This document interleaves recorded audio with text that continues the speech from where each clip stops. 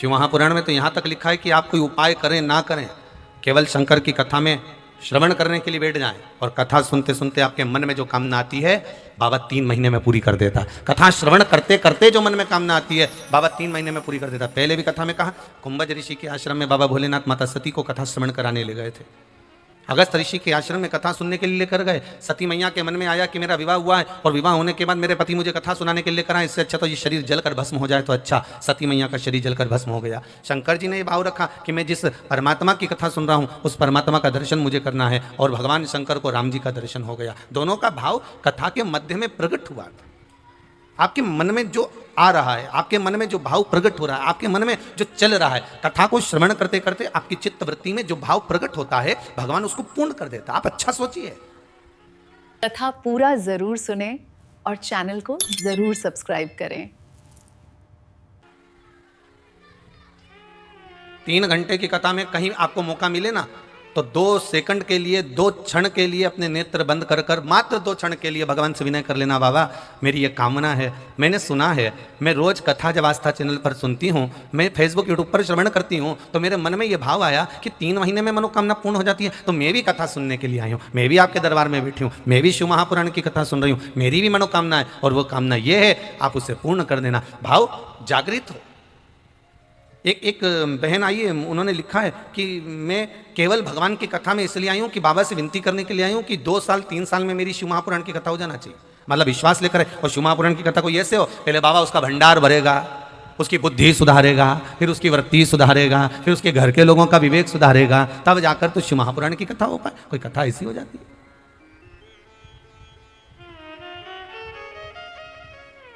भगवान से केवल एक प्रार्थना का भाव।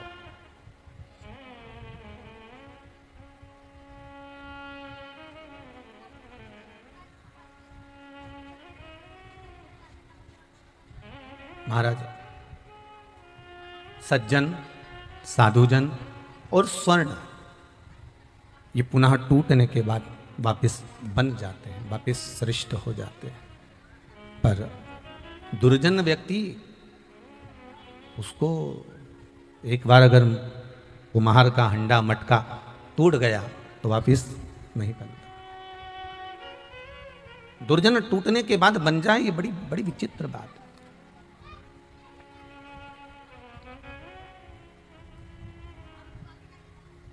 माना थोड़ा सा सज्जन और दुर्जन में अंतर है।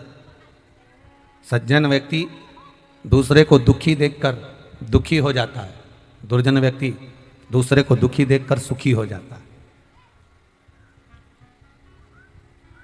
मोहल्ले में, पड़ोस में, कुटुंब में, कबीले में, आपके क्षेत्र में अगर कोई बीमार पड़ा है, पहले वो व्यक्ति बहुत घूमता था, बहुत जाता आता था, घूमता था और चारों तरफ भ्रमण भी करता था, और मालूम पड़े अब वो बीमार पड़ गया, अब मालूम पड़े उसको कोई रोग हो गया, वो बीमार पड़ा हुआ है, उसको रोग हो गया, कोई रोग सता जाता है, हो जाता है।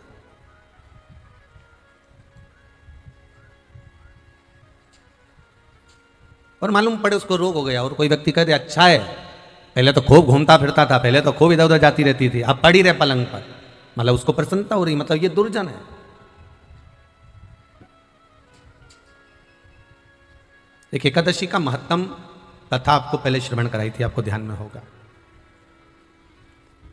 एक राजा के महल में एक सुंदर भगवान का मंदिर बना हुआ था। वहां पर एक पंडित जी, एक ब्राह्मण भगवान की पूजन करने जाते थे। राजा का बड़ा सुंदर एक लड़का था, उसका विवाह हुआ था, घर में बहू आ गई थी। राजा का लड़का सो रहा था और बहू ने, उस राजा के बेटे की पत्नी ने अपने पति की तलवार को उठाकर देखा कि म्यान कितनी सुंदर है, जिसमें तलवार रखी है वो म्यान कितनी सुंदर है, कितनी सुंदर है। उसने सोचा तलवार की म्यान इतनी सुंदर है तो तलवार कितनी सुंदर होगी। फिर उसने तलवार निकाली। अब तलवार निकाली तो तलवार की चमक इतनी तेज थी कि तलवार हाथ से छूट गई। छूटी तो जहां राजा का लड़का सो रहा था, इसका पति सो रहा था, तलवार उसकी गर्दन पे गिर गई। गर्दन पे गिरी और राजा का लड़का मर गया। इसका पति समाप्त हो गया, पति मर गया।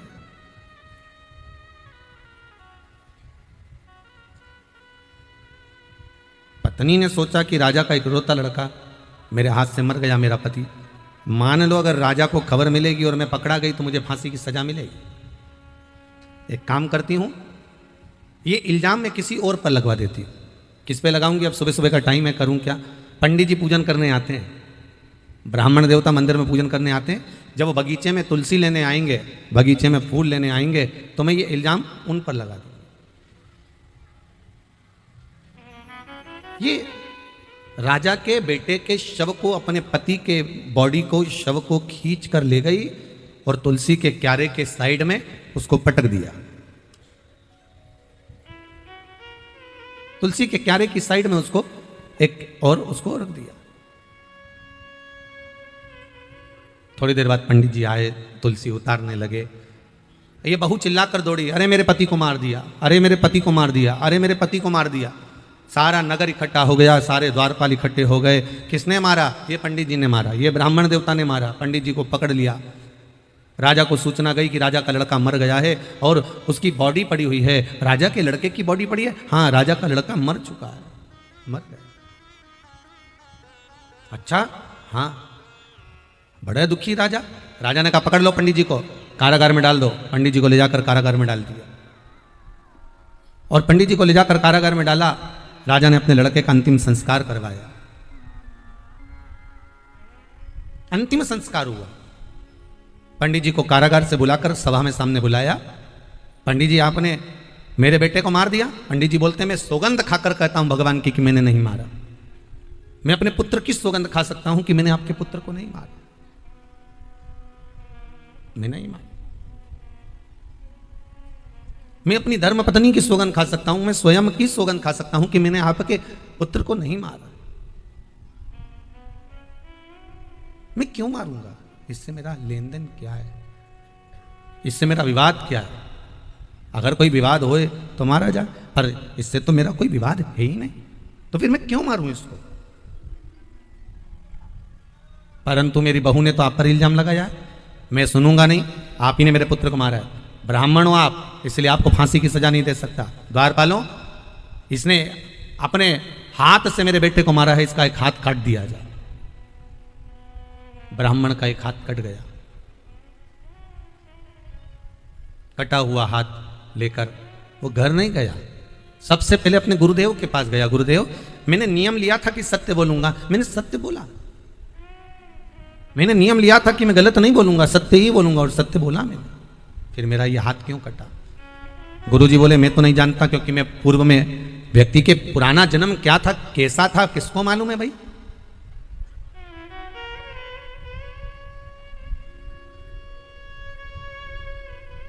हाँ, 2-3 चीजों से अंदाजा लगाया जा सकता है कि पुराने जन्म में क्या थे। अगर जरा जरा सी बात में कोई काटने दौड़े, नोचने दौड़े, तो समझ लो पूर्व समय में बंदर थी, है ये बंदर था।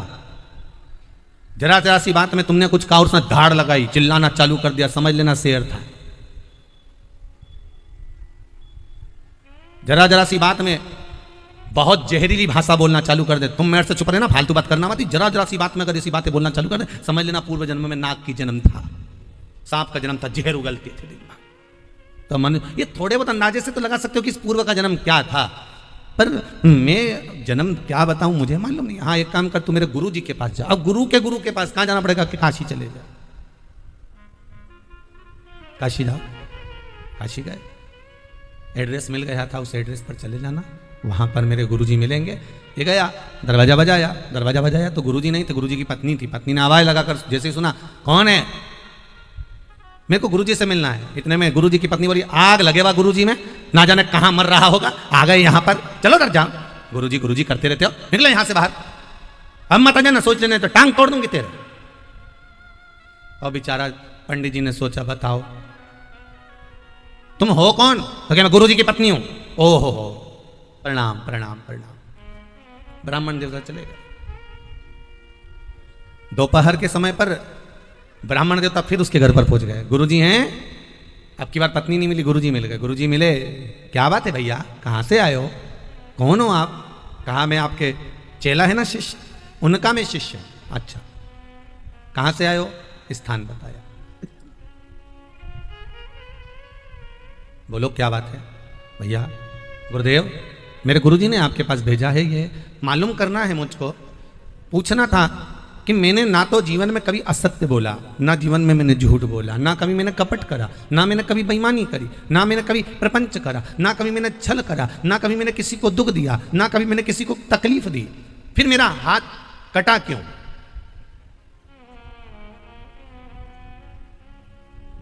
ब्राह्मण देवता बोले, पर गुरुजी ये समय बाद में पूछूंगा कि मेरा हाथ कटा क्यों, पहले तो मुझे एक बात पूछना है। क्या? तुम इतने बड़े विद्वान, काशी जैसी जगह में रह रहे, सारी दुनिया तुम्हारे में, तुम्हारे इतने शिष्य सब तुमको मानते, तुम्हारे चरण धोकर पीते, पर एक बात बताओ गुरुजी कि तुमने कौन सा पाप किया कि तुमको ऐसी पत्नी मिली? ये तो बता। मैंने सुबह आया था और आपकी पत्नी मिली थी, वो पत्नी मिली, उसने क्या क्या सुनाया, क्या क्या सुनाया, ऐसी पत्नी और आपकी। इतने में गुरुजी बोले, भैया जीवन में पहली बार कोई मिला जो मुझसे मेरी गाथा पूछ रहा। तुमने पूर्व जन्म में कौन सा पाप किया था? तुमने पूर्व जन्म में कौन सा पाप कर्म करा था जो तुमको ऐसी धर्म पत्नी मिली? गुरुजी बोले, सुन, पूर्व समय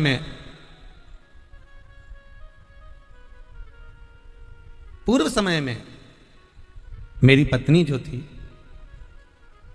वो गधी थी। अच्छा। और मैं कौवा था। अच्छा। मेरी पत्नी के पीठ पर एक घाव हो गया था, मैं कौवा उड़कर जाता, उस पत्नी की पीठ पर बैठकर उसके घाव को नोचा करता। वो गधी उचक उचक कर दौड़ती भागती करती महाराज, मुझे बड़ा अच्छा लगता। मैं रोज उसकी पीठ पर बैठता, रोज उसके घाव को नोचता, उसके घाव को अपनी चोंच से खरोदता। वो गधी उचकती फिरती भागती फिरती, वो मुझसे पीछा छुड़ा कर एक बार हरिद्वार चली गई गंगा के घाट पर। मैं उसको ढूंढता ढूंढता गंगा के घाट चले गया। गंगा के घाट पर वो मुझे दिखी, मैंने फिर उसकी पीठ पर बैठकर उसके घाव को खरोदना प्रारंभ करा। वो मेरे चक्कर में गंगा जी में कूद गई, मैं उसकी पीठ पर बैठा था, मैं भी गंगा जी में चले गया। हम दोनों गंगा के जल में कूद कर मर गए। ये मेरी पत्नी बन गई, मैं इसका पति बन गया। बस अंतर इतना है कि पहले पूर्व समय में मैंने कौवे बनकर इसके घाव को बार बार चोंच से खरोदा था, अब ये मेरी धर्म पत्नी बनकर मुझे खरोद रही है। मेरी धर्म पत्नी बनकर ये मुझे खरोद रही है। आपको अच्छी पत्नी मिले ना तो बड़े बड़े प्रसन्न होना महाराज, भगवान की कृपा है कि पूर्व का फल अच्छा मिल गया। और कहीं की ऐसी मिल जाए, कोई ऐसी मिल जाए तो उसमें भी दुख मत मनाना, हो सकता है कि पूर्व के कर्म का भोग होगा, हो सकता है।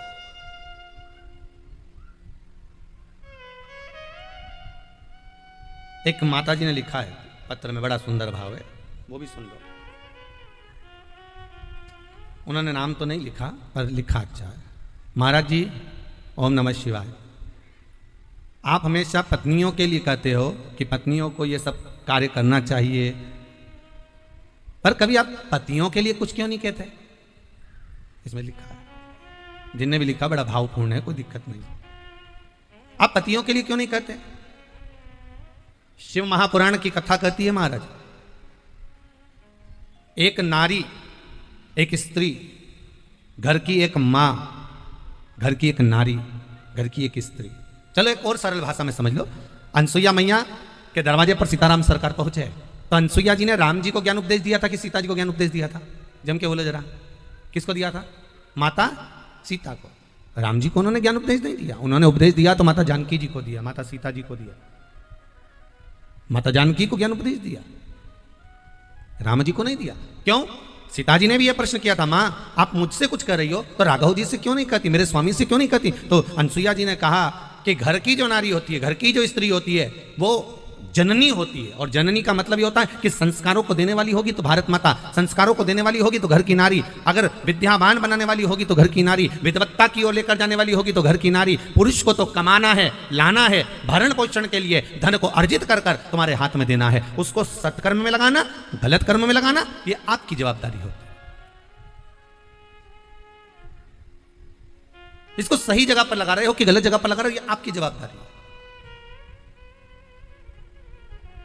उसने तो लाया और आपको दिया, उसने तो लाकर आपको दे दिया, पर उसको सही जगह पर, मार्ग में, सत्कर्म की ओर, अग्रणता की ओर आप लेकर जा रहे हो ना जा रहे हो, ये आपके ऊपर है।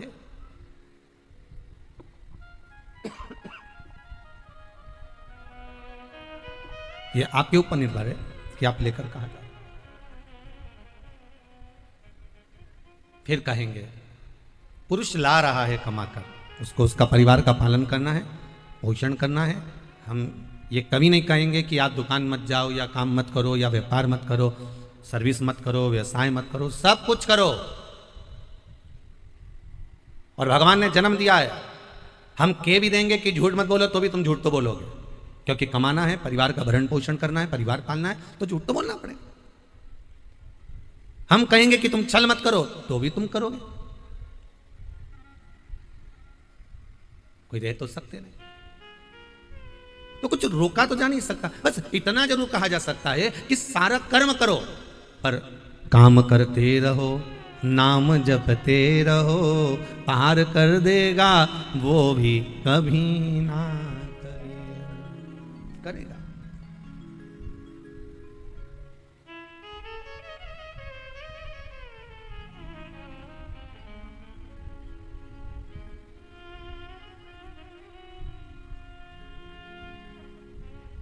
एक हमारे भाव बड़ा सुंदर भाव से व्यक्त करते कि महाराज मेरे सिर पे भोलेनाथ फिकर फिर किस बात।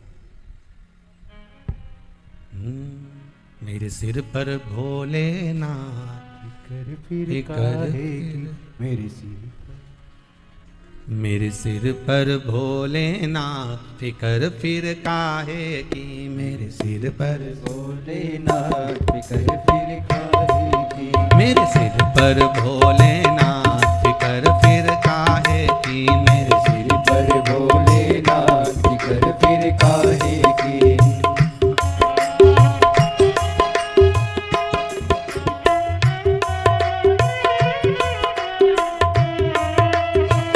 बड़े भाव से ताली से बजाओ।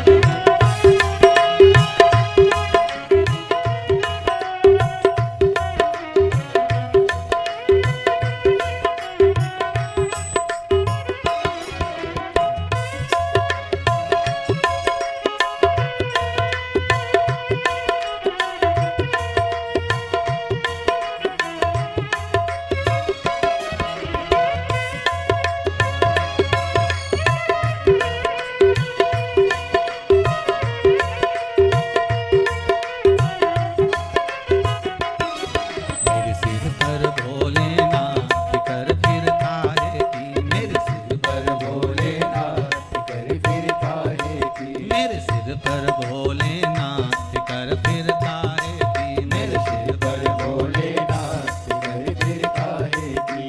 पितु रघु हो पितु रघुवर सी जानकी मैया, पितु रघुवर सी जानकी मैया, पितु भोले बाबा सी गौरा मैया, पितु भोले वासी गौरा मैया, फिर क्यों परेशान हो भैया, फिर क्यों परेशान हो मैया। कटेंगे कष्ट तमाम फिर काहे की, फिर कटेंगे कष्ट तमाम फिकर फिर काहे की, मेरे सिर पर भोलेनाथ फिकर फिर काहे की, मेरे सिर पर भोलेनाथ फिकर फिर काहे की। काहे की फिर काहे की, ओ काहे की काहे की, फिर काहे की, मेरे सिर पर भोलेनाथ फिकर फिर काहे की, मेरे सिर पर भोलेनाथ फिकर फिर काहे की।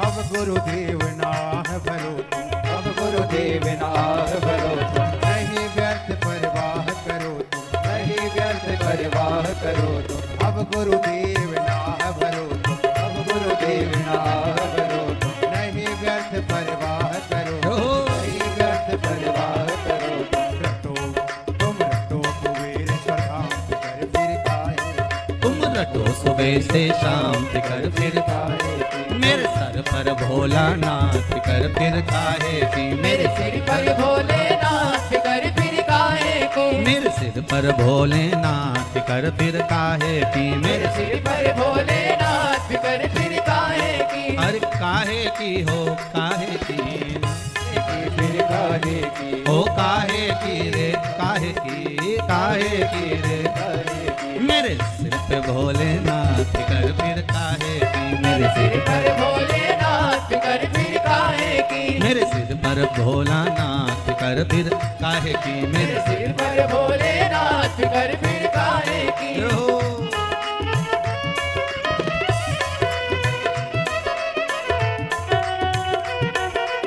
शंभो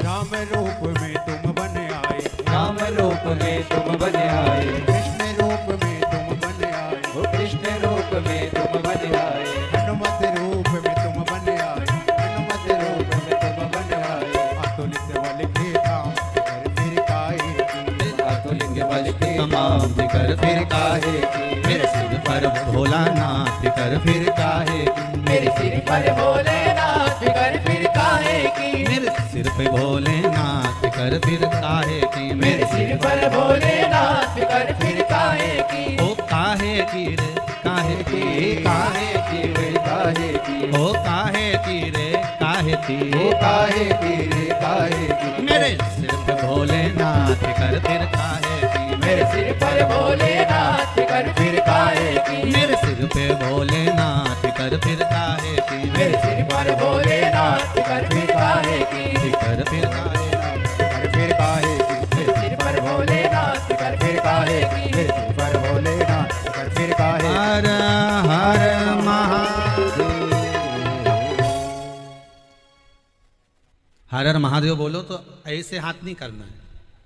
भगवान भी कहेगा बोल रहे हैं कि अभी मत आना हो, कुछ भी देना तो अभी मत देना। भगवान हर हर महादेव करो तो हाथ ऐसा होना चाहिए, ऐसा कि देव देव और देव, हाथ हाथ ऐसा होना चाहिए। अपन ऐसा कर दो तो भगवान भी कहेगा बोल रहा है अभी मत दो, अभी मत दो, अभी मना कर रहा है, इसके बाद बहुत सारा रखा है। भगवान भी हर हर महा हाथ ऊपर हो तो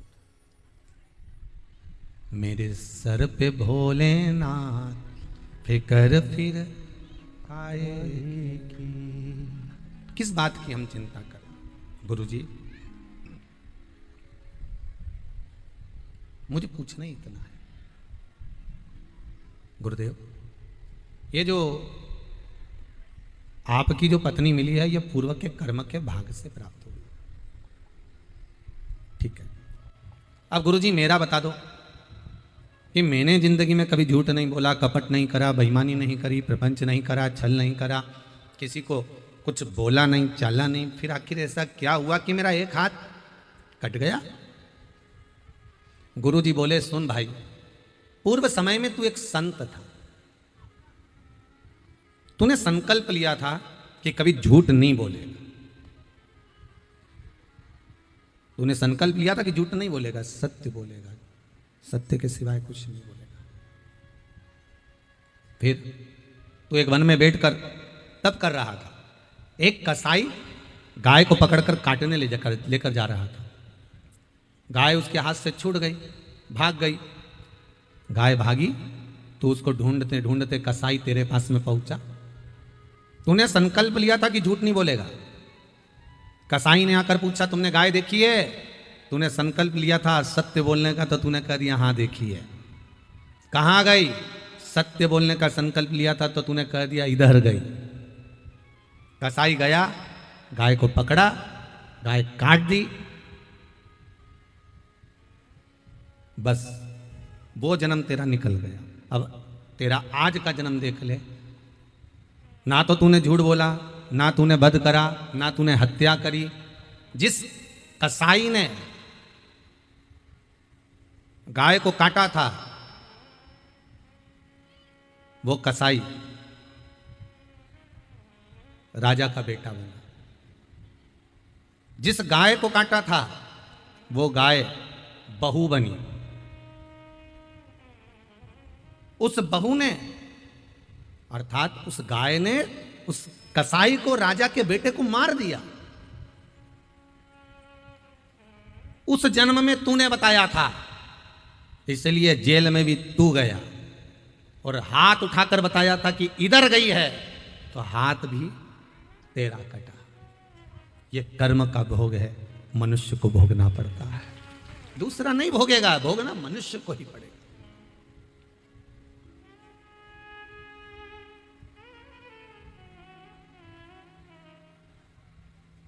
आप जो कर्म कर रहे हैं, हम जो कर्म कर रहे हैं, उसका भोग हमें भोगना है। दूसरा कभी नहीं भोग सकता, भोगना हमें कोई पड़ेगा। भगवान ब्रह्मदेव ने भगवान शंकर के शिवलिंग को जानने के लिए झूठ बोल दिया था। भगवान विष्णु से कहा कि आप पाताल में जाइए भगवान शंकर का चरण जानने के लिए, और मैं आकाश में जाता हूं। एक ऊपर की ओर बढ़ते गए, एक नीचे की ओर बढ़ते गए। भगवान विष्णु को भगवान शंकर के चरण नहीं मिले। भगवान ब्रह्मा जाते गए, जाते गए, जाते गए, जाते गए, जाते गए, जाते जाते जब ब्रह्मदेव को लगा कि भगवान का सिर नहीं मिल रहा, शंकर भगवान का शीश नहीं मिल रहा, तो ब्रह्मा जी के मन में ये भाव प्रकट हो गया, सिर क्यों नहीं मिल रहा, कारण क्या है? और अगर मैं नीचे जाऊंगा और भगवान विष्णु मुझसे पूछेंगे क्यों, तो मैं शंकर भगवान का सिर मिला, अगर भगवान को चरण मिल गया होगा तो मेरी तो खिल्ली उड़ जाएगी, मेरी तो हंसी उड़ जाएगी। तब ब्रह्मदेव ने केतकी के फूल को लिया, उससे कहा कि तुम चलो भगवान विष्णु के सामने चलकर कह देना कि ब्रह्मा जी को सिर मिल गया शंकर भगवान का। केतकी का फूल बोला, मैं झूठ क्यों बोलूं, मेरे झूठ बोलने का फल क्या मिलेगा? तो कहा अगर तुम झूठ बोलोगे तो देवताओं पे तुम्हें चढ़ाया जाएगा, तुम्हें सुगंधित बनाया जाएगा। ठीक है। सामने से गौ माता निकल कर जा रही थी, गाय को रोक लिया। ए गौ माता रुको, रुको जरा। ब्रह्मा जी ने गाय को रोका। क्या बात है? गौ माता कहने लगी, बोलिए क्या बात है ब्रह्मदेव? ब्रह्मा जी कहते हैं तुम हमारे संग नीचे चलो और मृत्यु लोक में चलकर भगवान विष्णु के सामने कह देना कि ब्रह्मा जी को भगवान शंकर का सिर मिल गया, सिर मिल गया।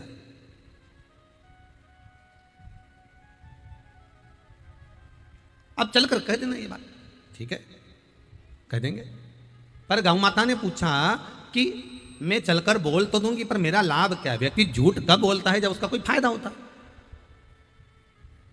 मेरा फायदा है क्या? तो कहा तुम्हारा फायदा एक ही रहेगा कि घर में सबसे पहली रोटी बनेगी ना तो गाय को दी जाएगी। ठीक, बोल दिए झूठ।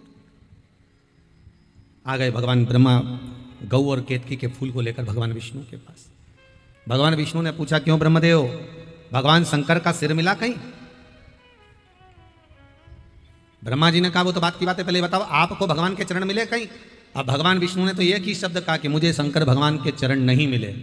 भगवान विष्णु ने जैसे ही बोला चरण नहीं मिले, एक बार मुख से सत्य निकल गया तो भगवान विष्णु का नाम सत्यनारायण पड़ गया। क्या नाम पड़ गया? सत्यनारायण। एक बार मुख से सत्य निकला और सत्यनारायण नाम पड़ गया। आपसे भी निवेदन है, जिंदगी में आप रोज 24 घंटे सत्य नहीं बोल सकते तो कम से कम 12 घंटा तो सत्य बोलो। 12 घंटा भी सत्य नहीं बोल सकते तो कम से कम 3 घंटे ही सत्य बोल लो। 3 घंटे सत्य नहीं बोल सकते तो कम से कम आधा घंटा सत्य बोल लो। आधा घंटा भी सत्य नहीं बोल सकते तो 15 मिनट बोल लो। 15 मिनट भी सत्य नहीं बोल सकते तो कम से कम 5 मिनट तो ऐसा बनाओ कि मैं 5 मिनट 24 घंटे में से 5 मिनट ऐसा निकालूंगी जिसमें मैं सत्य बोलूंगी, मैं झूठ बोलूंगी।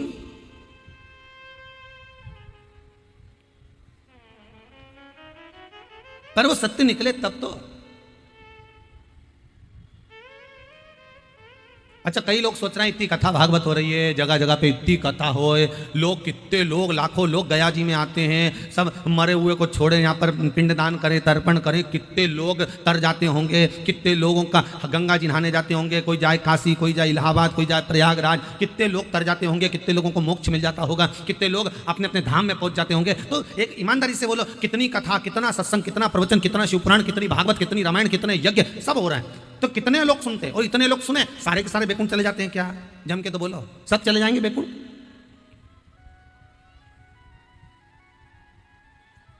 जब ज्यादा कथाएं होने लगी, खूब प्रवचन होने लगे, खूब यज्ञ होने लगे, दान पुण्य होने लगे, तो देवताओं में भी खलबली मच गई। देवताओं ने मन में विचार करा, क्या हो रहा है कि बहुत कथा भागवत सत्संग चल रही, क्या होगा? लोग मरने के बाद बैकुंठ आ रहे हैं, पूरा बैकुंठ भरा गया, नरक पूरा खाली पड़ा। तब भगवान ने कुछ ऐसी कृपा करी, यमराज से विनती करी और यमराज से कहा कोई ऐसा यंत्र का निर्माण करो जिसपे व्यक्ति दिन भर में कम से कम 50 बार तो झूठ बोल दे, ऐसे यंत्र का निर्माण करो। तब यमराज ने कहा चिंता मत करो, मैंने एक व्यक्ति की बुद्धि बिगाड़ दी है, उसने मोबाइल का निर्माण कर दिया है, जिसकी जेब में मोबाइल रहेगा वो दिन भर में 50 बार तो झूठ बोलता रहेगा। बस, तो यमराज ने कहा तुम चिंता मत करो, इन सब के नरक भेजने का ठेका मैंने ले लिया। ये कितनी कथा सुन ले, कितना ही भजन कर ले, कितना ही दान कर ले, कितना ही पुण्य कर ले, कितना ही सत्कर्म कर ले, जेब में अगर मोबाइल है और जैसे ही किसी का फोन आया कि अरे कहाँ है, तो कि दुकान पे नहीं था, घर पे था। घर पे क्यों? तो दुकान पे क्यों? तो कि कथा में क्यों? तो कि बाजार में क्यों? तो कि वहाँ दिन भर झूठ बोले। भगवान भी कि अब काम ठीक है, अब मरने वाले नरक ज्यादा जा रहा है, अब स्वर्ग खाली हो गया, नहीं तो हमको टेंशन हो गया था, सारा स्वर्ग भरा गया था, करें क्या? तो मोबाइल का नाम मोबाइल नहीं है, इसका नाम है यम यंत्र। क्या नाम है इसका? यम यंत्र। ये जितना करीब में रहता है, इसका वाइब्रेशन जैसा जैसा बनता है, वैसी वैसी धड़कन चलती है, कम निपट जाओगे और यमराज की कैद पड़ जाओगे। झूठ बोलता बोलता चले गए।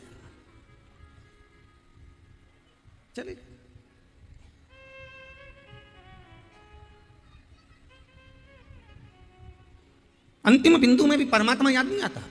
अच्छा, कई लोग सोच के बैठे हैं हम मरेंगे तब राम कहेंगे, तो क्या कब राम कहोगे? जब हमारा बुढ़ापा आएगा तब। पर कोरोना महामारी में तो यही नहीं मालूम पड़ता कि कौन बुढ़ापे में गया, कौन जवानी में। वो तो निपट गए तो निपट गए, कौन को मालूम? नहीं, अभी हमारा समय आएगा ना जब हम जब भगवान का भजन करेंगे और के लोग कहते हैं, और बड़े बड़े ताव में कहते हैं, अकड़ में कहते थे मेरा समय आन दे तब मैं बताऊंगा हूं क्या, तू मुझे जानता क्या है, मेरा समय आन दे तब मैं बताऊंगा। अरे ऐसी तीरंदाजी में के मेरा समय आन दे, मेरा समय आन दे। और एक दिन छाती में दर्द हुआ, हॉस्पिटल ले गए, डॉक्टर ने कह दिया इसका समय आ गया, इसका समय आया। तब समझ में आया कि समय आना तो इसको कहते हैं। इसलिए कभी अकड़ में मत कहो कि मेरा समय आन दे तब बताऊंगा, मेरा समय आन दे। भगवान ऐसा समय किसी का नहीं लाए दादा, मालूम पड़े निपटी जाए न तेरा पिंडा नीचे बन जाए, कोई मतलब का नहीं। तुम ऊपर नीचे सारा घर का लोग नुक्ती और सेव खाए, पूरी सब्जी भजिया रायता सब निपटाए, और तुम्हारे लिए एक फोटो लगा के कंडा जला के उनमें घी शक्कर छोड़ दी जाए, खाते रहो घी शक्कर। बस, क्या मतलब?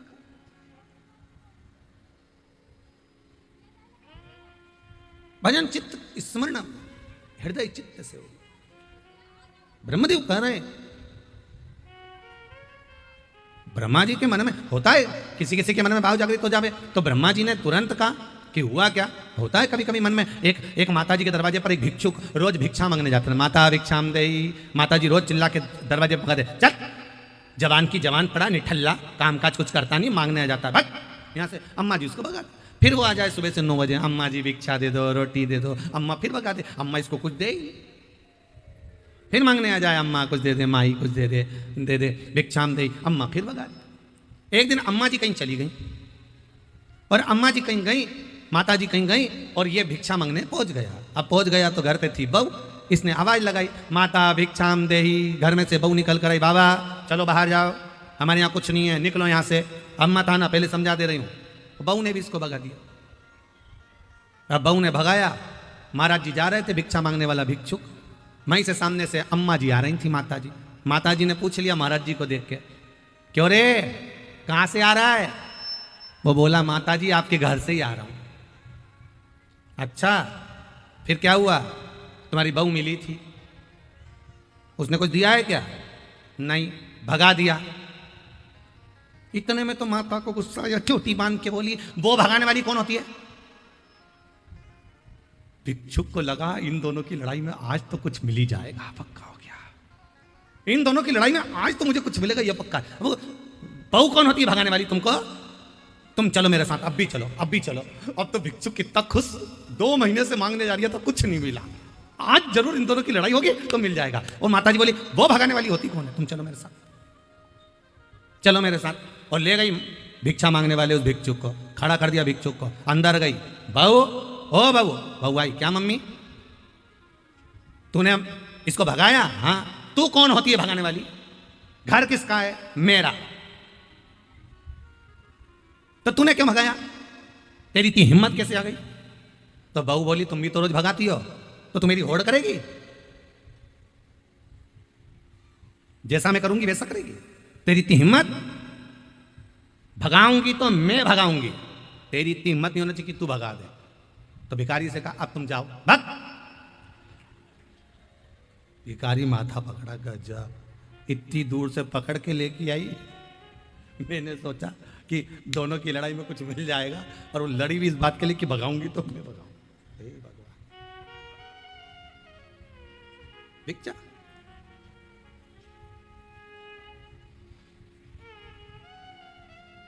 ब्रह्मदेव, आपको चरण नहीं मिला? नहीं, भगवान विष्णु ने सत्य कह दिया।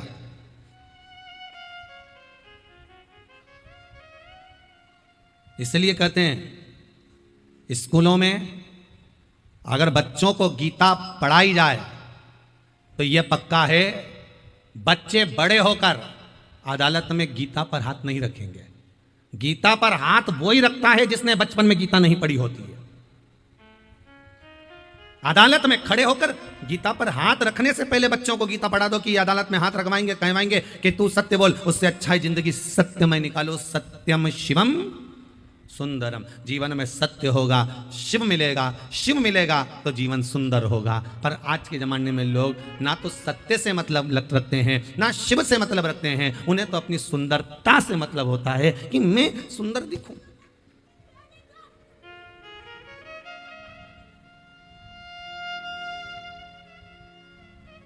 बाहर की सुंदरता से दुनिया के लोग प्रसन्न हो सकते हैं, पर भगवान शंकर कभी बाहर की सुंदरता से प्रसन्न नहीं होगा। भगवान प्रसन्न होगा भीतर की सुंदरता से। भगवान को बाहर की सुंदरता नहीं चाहिए।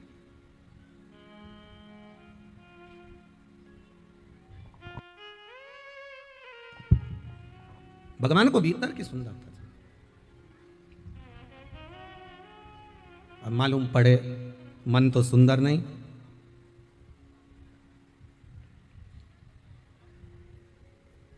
भीतर से भजन का बल बढ़ाइए। व्यक्ति कब तक ठोकर खाता है? जब तक वो भीतर से हल्का होता है। भजन का बल उसका बड़ा नहीं होता तो वो ठोकर खाता है।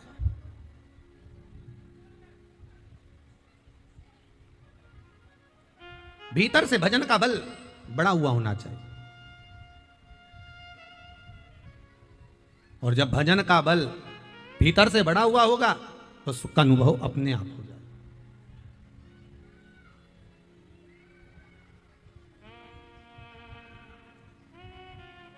आपकी भक्ति का बल बड़ा हुआ होना चाहिए। एक माताजी ने लिखा है,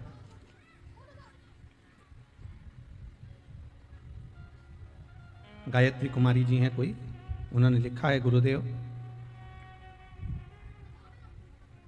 पशुपति व्रत हम करते हैं, पर जिस मंदिर में शाम के समय पूजा करने के लिए जाते हैं वहाँ मंदिर शाम को प्रदोष काल में बंद रहता है और देर से खुलता है।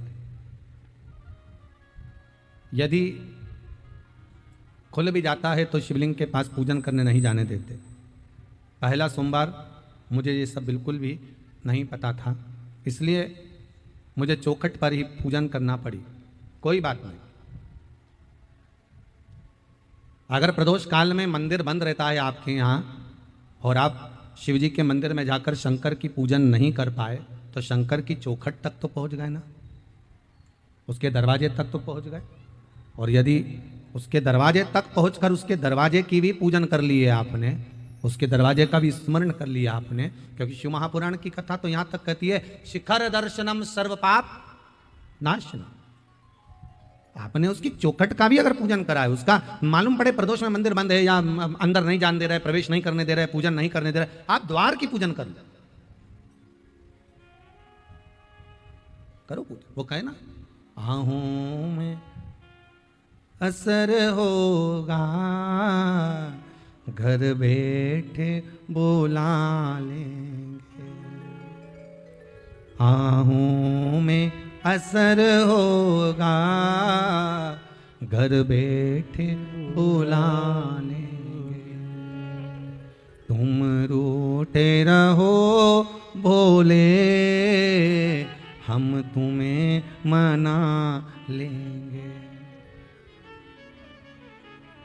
तुम कहते हो भोले, हमें काशी प्यारी है, तुम कहते हो भोले, हमें काशी प्यारी है।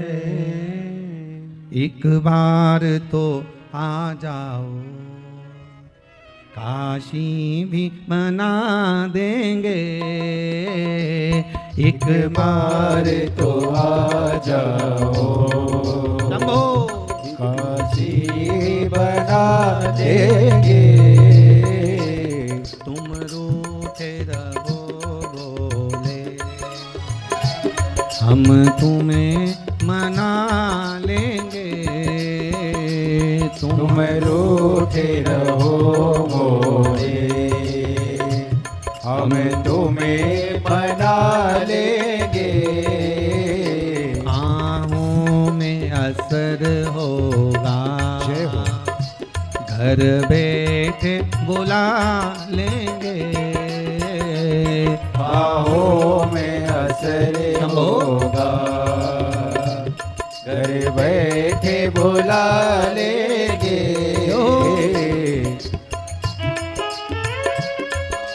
जय हो।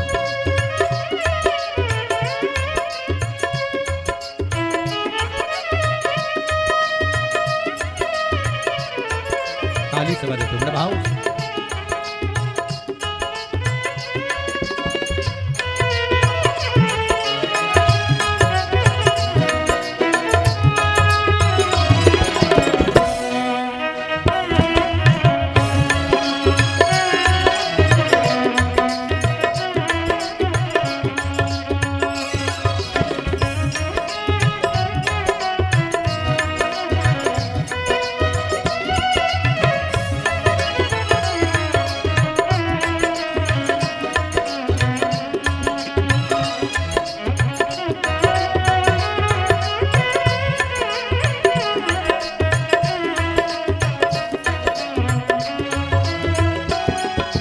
कहते हो भोले, हमें गौरा प्यारी है।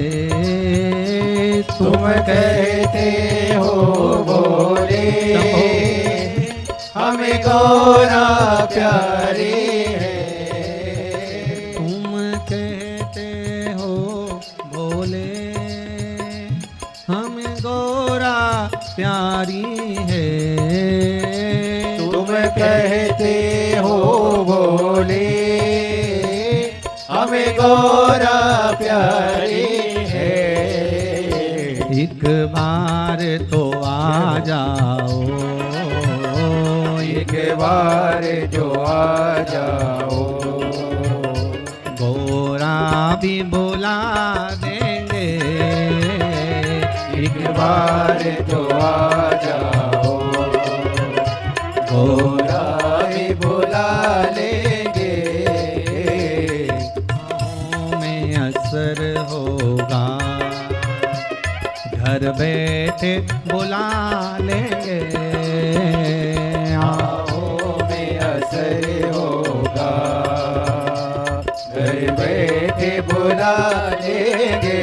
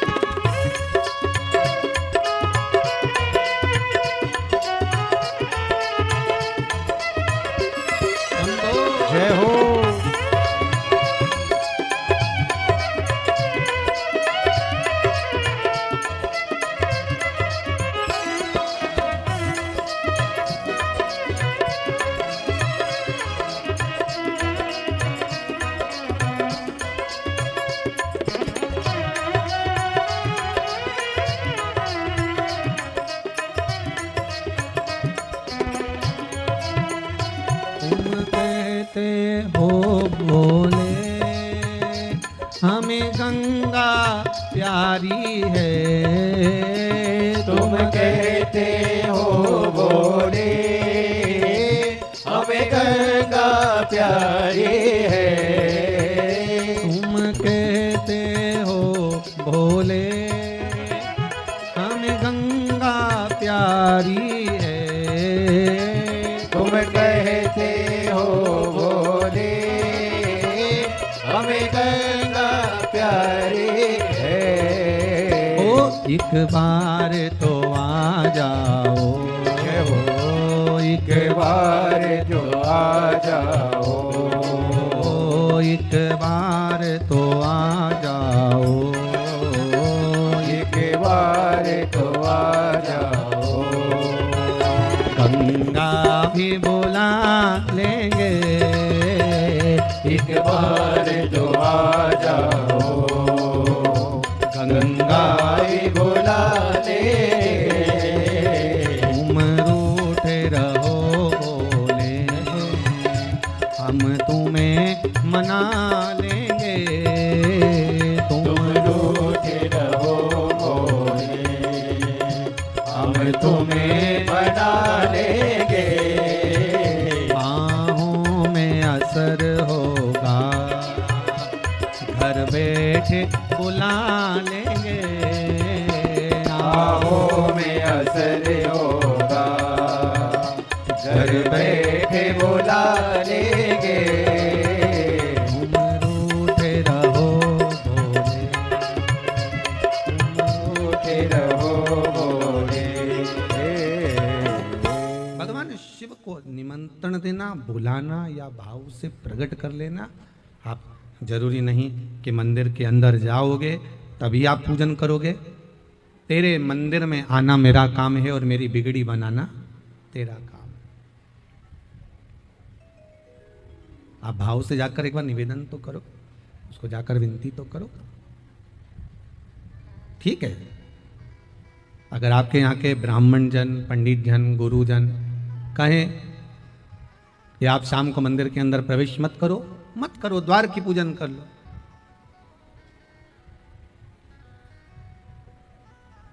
अगर द्वार की पूजन भी मना करें तो शिखर का दर्शन कर कर बाहर बैठकर शिखर की भी पूजन कर सकते। बहुत वो तो देव अधिदेव महादेव है, वो सब जानता है। दिल से अगर रिझाया है तो वो सब जानता है। ब्रह्मा जी कह रहे हैं मेरे को भगवान शंकर का शिवलिंग का सिर मिला है। नहीं मानो तो केतकी के फूल से पूछो। केतकी के पुष्प से पूछा, क्या ब्रह्मा जी को सिर मिला? हाँ। केतकी के फूल ने झूठ बोल दिया। फिर वही वाली बात आ गई, गीता बचपन में पढ़वा दो तो अदालत में गीता पे हाथ रखना नहीं पड़ेगा।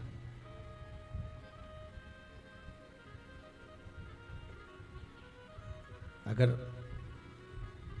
बचपन में पढ़ा है तो फिर सुख मिलेगा जरूर। वो पढ़ा ही नहीं है गीता, झूठ बोल दिया केतकी का फूल। केतकी के फूल ने कहा कि भगवान ब्रह्मदेव को सिर मिल गया। शिवलिंग में से आकाशवाणी हो गई और शिवलिंग में से आकाशवाणी हुई कि यह केतकी का फूल झूठ बोल रहा है। केतकी के पुष्प तूने मेरे सामने झूठ बोला है, मैं तुझे श्राप देता हूं। भगवान शंकर कहते हैं केतकी के पुष्प सारे देवताओं पर तू चढ़ेगा पर शंकर भगवान पर कभी नहीं चढ़ेगा। शिव पर अगर भूल से भी केतकी का फूल चढ़ गया तो 1000 गौ हत्या के बराबर दोष लग जाए। इसलिए केतकी का फूल शंकर पर कभी नहीं चढ़ता। सारे वृक्षों की पत्ती आप भगवान को चढ़ा सकते हो पर केतकी का फूल नहीं चढ़ा सकते। श्राप है तुझको, सब पर चढ़ेगा पर शिव पर नहीं। ब्रह्मा जी ने कहा अगर आपको विश्वास नहीं है तो गौ माता से पूछ लो कि मुझे भगवान शंकर का सिर मिला कि नहीं मिला। गौ माता से भगवान विष्णु ने पूछ लिया, ए गौ माता बताओ क्या शंकर भगवान का सिर ब्रह्मदेव को मिला है? ब्रह्मा जी को सिर मिला है। अब तो गौ माता ने कह दिया नहीं नहीं नहीं, नहीं। ब्रह्मा जी को भगवान शंकर का सिर मिला है, शंकर भगवान के मस्तक का दर्शन ब्रह्मदेव ने करा है। तब तो भगवान शंकर की आकाशवाणी फिर शिवलिंग में से हो गई, ये गौ माता झूठ बोल रही है, ये गौ माता झूठ बोल रही है। ए गौ माता, मैं तुझे श्राप देता हूं, तेरा पूरा शरीर पूजा जाएगा पर तेरा मुख अपूज्य माना जाएगा। तूने झूठ बोला। गाय का पूरा शरीर पूज्य है पर गाय का मुख अपूज्य है। हिंदू धर्म में सारे दान आगे से होते हैं, पर हिंदू धर्म में एक दान ऐसा है जो पीछे से होता है, वो गौदान है। गाय की पूंछ पकड़कर करना पड़ता है। हिंदू धर्म में सारी परिक्रमा आगे से होती है, पर हिंदू धर्म में एक परिक्रमा ऐसी है, गौ माता की परिक्रमा, जो पीछे से चालू होकर पीछे विराम होती है। पूंछ पे से चालू होगी और पूंछ पे आके विराम होगी, आगे से चालू ही नहीं होती। तूने झूठ बोला। और आप सब तो गया नदी के तट पर रहते हो, फाल्गु के तट पर रहते हो, आप लोगों को तो मालूम होगा कि गौ माता ने 2 बार झूठ बोला था, एक शिव जी के सामने और एक सीताराम सरकार के सामने।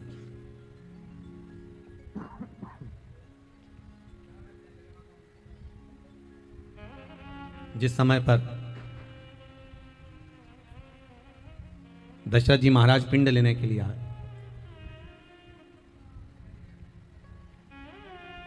राम जी ने कहा पिताजी पिंड तो दे दूंगा पर बनाऊंगा काहे से, अन्न का भाग नहीं है मेरे पास में, जाओ मैं कल पिंडदान करूंगा। राम जी भिक्षा मांगने गए, माता सीता दूसरे दिन स्नान करने चली। दशरथ जी फिर आ गए, बहू पिंडदान दो, अगर पिंड नहीं मिला तो मैं नरक चले जाऊंगा। सीता जी ने ब्राह्मण देवता से पूछकर फाल्गु नदी की रेत का पिंड बना लिया, बालू का पिंड बना लिया, पिंड दे दिया।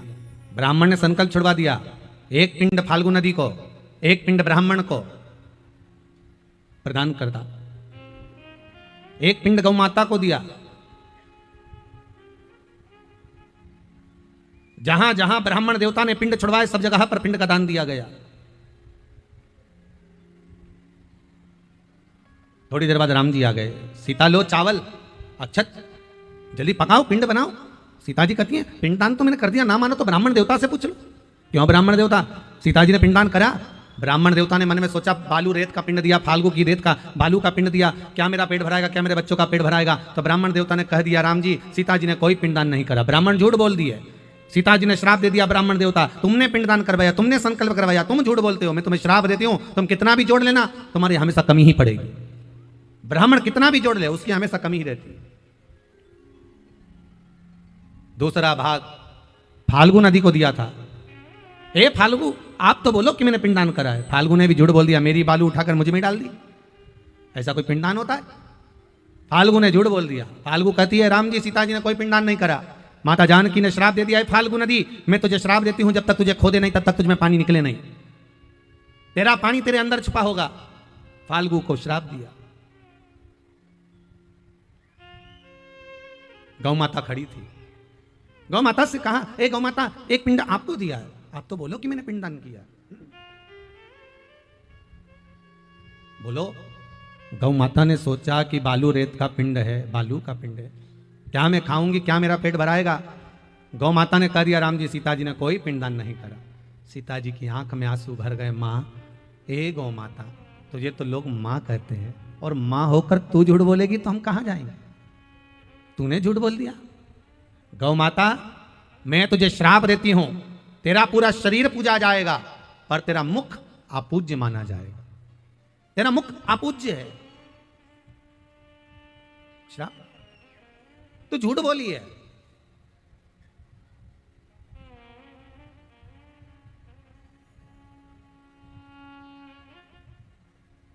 गाय किसी बर्तन को मुख लगा देती है तो उस बर्तन को 7 बार मांजना पड़ता है, 5 दिन गंगा का जल भर के रखना पड़ता है, 3 बार अग्नि में तपाना पड़ता है, फिर गंगा जल भरना पड़ता है, फिर गाय का वो बर्तन अपने काम में ले सकते हो पर भगवान की सेवा में नहीं। झूठ बोली है। एक झूठ बोलने वाले का अश्र क्या हो सकता है वो देखिए आप शिव महापुराण की कथा में विचार करिएगा। दिन भर में हम कितने झूठ बोलते हैं। ब्रह्मा जी गाय को देखकर बाद में बोले ब्रह्मदेव, ब्रह्मा जी ने कहा यह आकाशवाणी झूठी है। भगवान कहते हैं ब्रह्मदेव तुम झूठे हो। ब्रह्मा जी मानने को तैयार नहीं हुए, झूठ बोलते रहे बोलते रहे बोलते रहे। भगवान शंकर को क्रोध आ गया। शिव जी ने अपने पैर के अंगूठे के नख को तोड़ा, तोड़कर फेंका, काल भैरव प्रकट कर लिया। काल भैरव से कहा काट दे ब्रह्मा का सिर जिससे वो झूठ बोल रहा है, काट ब्रह्मा का सिर जिससे वो झूठ बोल रहा है। काल भैरव ने अपनी चीटी उंगली के नख को तोड़कर फेंका, फेंकते से ब्रह्मा जी का सिर कट गया। ब्रह्मदेव का सिर कटा, ब्रह्मा जी का सिर कटा। कटा हुआ सिर भी झूठ बोलता जा रहा है, ये आकाशवाणी झूठी है, आकाशवाणी झूठी है। देखो सत्य को प्रमाण की जरूरत नहीं पड़ती, पर असत्य को प्रमाण की जरूरत है। झूठ बोलने वाला प्रमाण साथ में रखता है, असत्य को प्रमाण चाहिए, सत्य को प्रमाण नहीं चाहिए।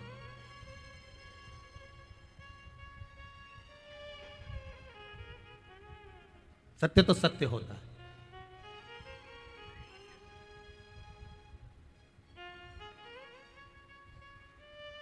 अब ब्रह्मा जी का सिर कटा, कटे हुए सिर के रक्त से एक नदी प्रकट हो गई जिसका नाम है कर्मनाशा नदी। उत्तर प्रदेश में आज भी वो बहती है। भारत की भूमि पर केवल एक नदी ऐसी है कर्मनाशा, जिसके पूरे घाटों पर लिखा हुआ है कर्मनाशा, इसमें हाथ ना धोइए, इसमें पांव ना धोइए। अगर 7 पीढ़ी में भी किसी ने उद्यापन करा होगा, पुण्य करा होगा, पूजन करा होगा, भजन करा होगा, कीर्तन करा होगा, दान करा होगा, अगर इस कर्मनाशा नदी के पानी का छींटा लग जाएगा तो पूरे कर्म का नाश हो जाएगा, पूरे पुण्य का नाश हो जाएगा। इसका नाम कर्मनाशा। पूरी दुनिया में एक ही नदी है जिसका पानी कुत्ता भी नहीं पीता। कौन सी नदी? जम के बोले जरा। कर्मनाशा, जिसका पानी कुत्ता भी नहीं पीता। कुत्ते को किसने ज्ञान दिया कि कर्मनाशा पानी पी ले रहे, पर कुत्ता भी पानी नहीं पिए। यह कर्मनाशा है, कर्मों का नाश कर देती है, इसका स्पर्श नहीं होना चाहिए।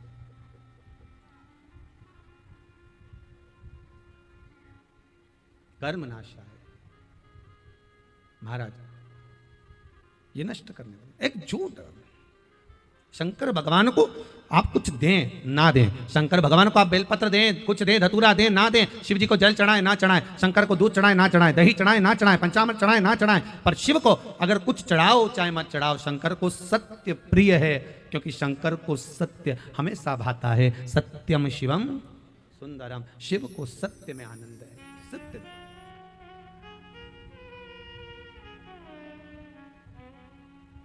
सत्य बोलो ना। पर आज के जमाने में अगर व्यक्ति सत्य बोल देना तो घर भी टूट जाएगा योगा।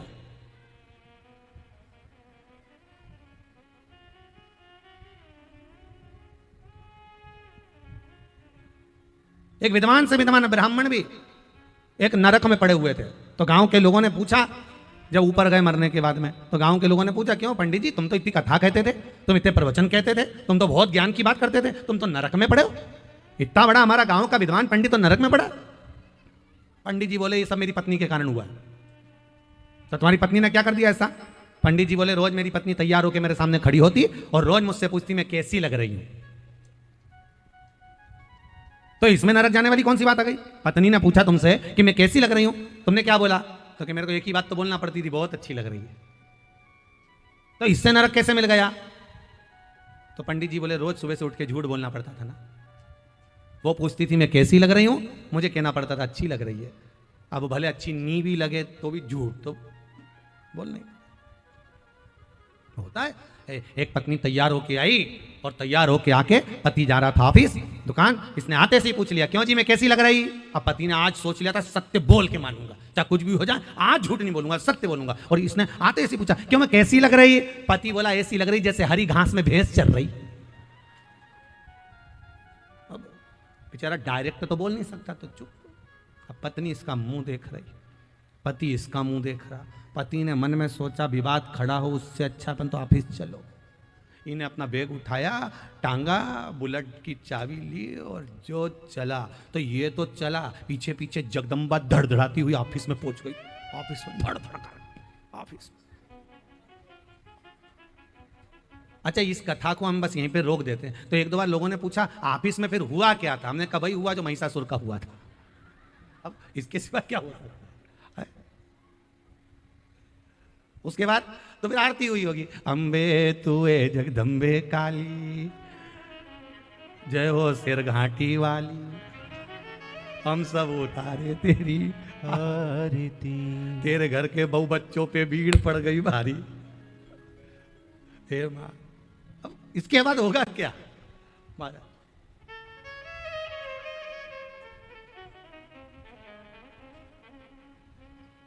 शिव को सत्य प्रिय है, बहुत प्रिय है शिव को सत्य।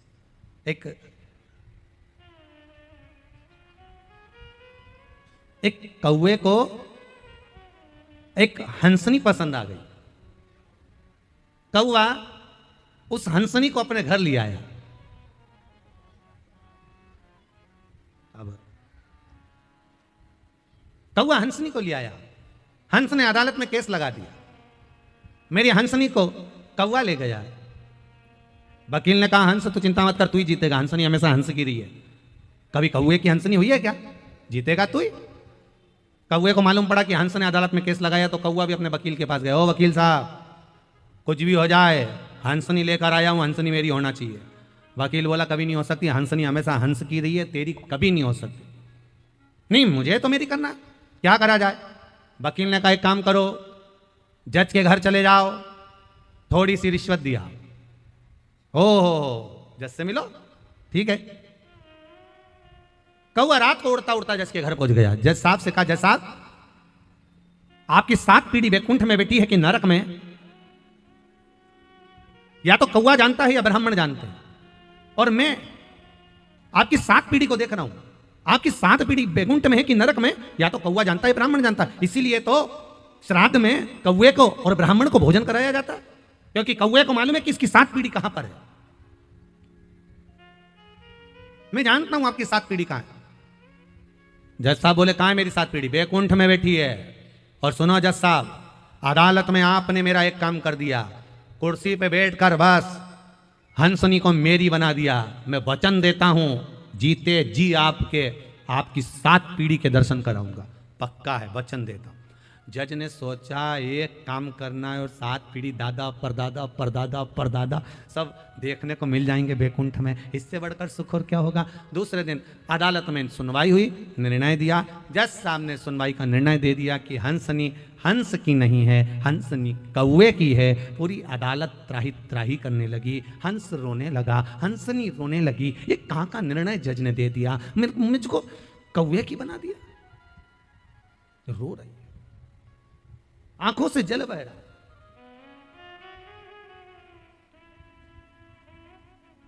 सब रोते रोते चल दिया। जज ने कौवे से कहा, कौवे मैंने अपना काम कर दिया, हंसनी को तेरा बना दिया, अब तू अपना काम कर, मेरी 7 पीढ़ी से मुझे मिलवा। कौवा कहने लगा चलो जज साहब मैं आगे आगे चलता हूं, तुम मेरे पीछे पीछे चलो। कौवा उड़ा, जज पीछे पीछे गाड़ी लेकर चला। चलते चलते शहर से, गांव से, नगर से, खेड़े से बाहर निकल गए, जंगल में पहुंच गए। कौवे ने कहा जज साहब उतरो गाड़ी से नीचे। जज जैसे गाड़ी से नीचे उतरे, वहां तो बहुत बदबू आ रही थी। जज ने अपने मुख पर रुमाल रख लिया, कौवे बहुत बदबू आ रही है। कौवा बोला और आगे आओ। जज और आगे बढ़ा, और आगे आओ, और बढ़ा, और बदबू आ रही है। इतनी बदबू में क्यों लेकर आया? कौवा कहता और आगे आओ। जज और आगे गया, मरा हुआ कुत्ता पड़ा था, उस कुत्ते के पास में सफेद इल्लियां पड़ रही थी। कौवे ने कहा जज साहब ये जो सफेद वाली इल्ली दिख रही है ये तुम्हारी दादी जी है। जज साहब और उसके पास में जो काला वाला कीड़ा दिख रहा है वो तुम्हारे पिताजी हैं, और उसके पास में जो इल्ली दिख रही है वो तुम्हारे परदादा जी हैं।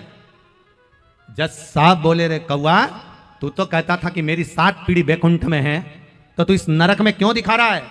कौवा कहता है जज साहब जिस समय मैंने कहा था उस समय आपकी 7 पीढ़ी वैकुंठ में थी, केवल आप अपनी कुर्सी पर बैठकर एक झूठ बोल दिए, इसलिए आपकी 7 पीढ़ी वैकुंठ से उतरकर नरक में गिर गई है। केवल एक झूठ बोलने से आपकी 7 पीढ़ी यहां आकर गिर गई। अब विचार करना, जब एक झूठ बोलने से 7 पीढ़ी जज साहब की नरक में आ जाती है, तो तुम दिन भर मोबाइल पे कितना झूठ बोलते हो, तो तुम्हारे दादा परदादा कहाँ मिलने वाले? विचार करिएगा जरा, विचार करो। तुम तो सोचते हो कि पिंड दे दिया तो पिंडा छूटा। लोग पिंड दे की तो पिंड छुड़ाते हैं।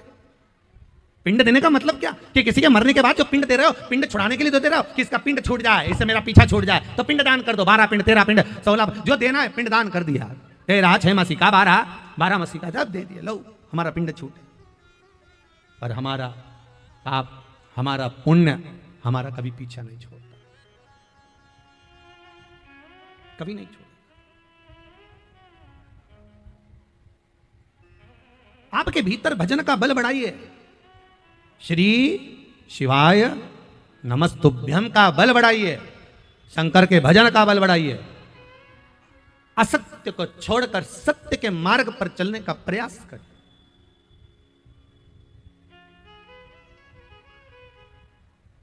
सत्य के मार्ग पर चलिए। जिंदगी में अगर कोई वस्तु छुपाई ना जाए, कोई बात छुपाई ना जाए और सत्य प्रमाणित कर बता दिया जाए, हाँ साहब ये सामान ऐसे लिया, हाँ साहब ये मकान ऐसे लिया, हाँ साहब ये प्लाट ऐसे लिया, हाँ साहब ये पुष्प ऐसे आया, हाँ साहब ये फल ऐसे आया, हाँ साहब ये स्नेह ऐसा है, हाँ साहब मेरे प्रेम ऐसा है, हाँ साहब ये क्रम ऐसा है। बताओ सत्य बताने में क्यों पीछे उठते हो? सत्य को छुपाना नहीं है, सत्य को दबाना नहीं है। सत्य जब छुपने के बाद सामने आता है तो व्यक्ति को नष्ट कर देता है, बर्बाद कर देता है। सत्य जब छुपकर सामने आएगा तो व्यक्ति को बर्बाद कर, इसलिए सामने प्रकट करते चलो। साफ सत्य यह है, राम नाम सत्य है, सत्य की प्रमाणता यह है, ये सत्य प्रबल है।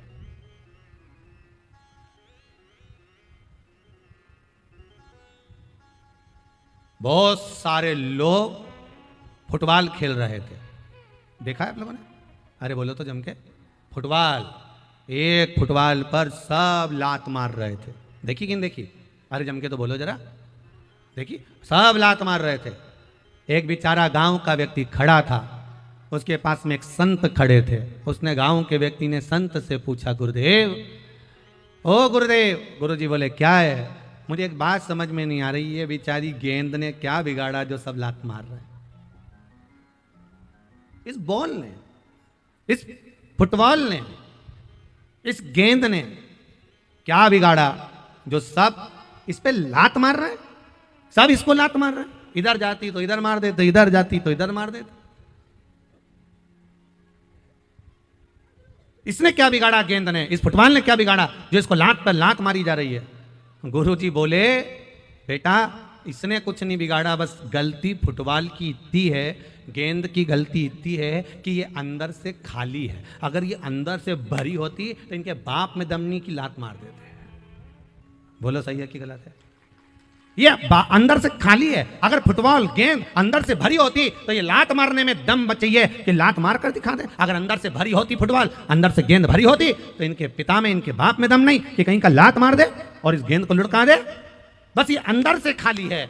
शिव महापुराण की कथा कहती है, धर्म दुनिया के लोगों का केवल बाहर से है। अगर वो धर्म हिंदू धर्म की नीति और हिंदू धर्म हमारा धर्म अगर अंदर भी ठोस भरा होता तो किसी की सामर्थ्यता नहीं थी कि कोई आंख उठा ले या उंगली उठा दे या ठोकर लगा दे। हमारे धर्म को हमें भीतर से संजोकर रखना है। जब धर्म अंदर होगा तो फिर किसी की सामर्थ्यता नहीं हो सकती कि कोई ठोकर लगा दे, किसी की सामर्थ्यता नहीं होती कि कोई उंगली उठा दे, किसी की सामर्थ्यता नहीं है कि कोई अपशब्द कह दे। हम भी ऐसे ही हैं। हम भी जो भगवान की पूजन करते, भजन करते, अर्चना करते, ऊपर से करते हैं, अंदर से खोखले और भगवान से कहते भगवान तो हमारा सुन ही नहीं दिया, भगवान तो हमारा सुन ही नहीं दिया। जब इन माता जी का इंसुलिन बंद करवा सकता है मेरा शंकर, जरा विचार करिएगा। ये तो आपके गांव की भी नहीं है, दूसरे गांव से आई है। और भी पत्र हैं बहुत सारे, बहुत है। जब इनका इंसुलिन बंद हो सकता है, शुगर की बीमारी लेवल पर आ सकती है, क्यों? क्योंकि अंदर से ठोस हो गई ना। इन्होंने भगवान शंकर का भजन कर लिया, शिव का स्मरण कर लिया, शंकर की भक्ति को अपने भीतर धारण कर लिया, तो फिर लुढ़कना क्या, फिर जाना क्या? हम बाहर का श्रृंगार तो कर रहे हैं पर भीतर से श्रृंगारित नहीं हो पा रहे। हम भगवान को भीतर से नहीं रिझा पा रहे, हम भगवान को भीतर से मना नहीं पा रहे। कुछ कहना चाहते हो? दे जरा माइक दो।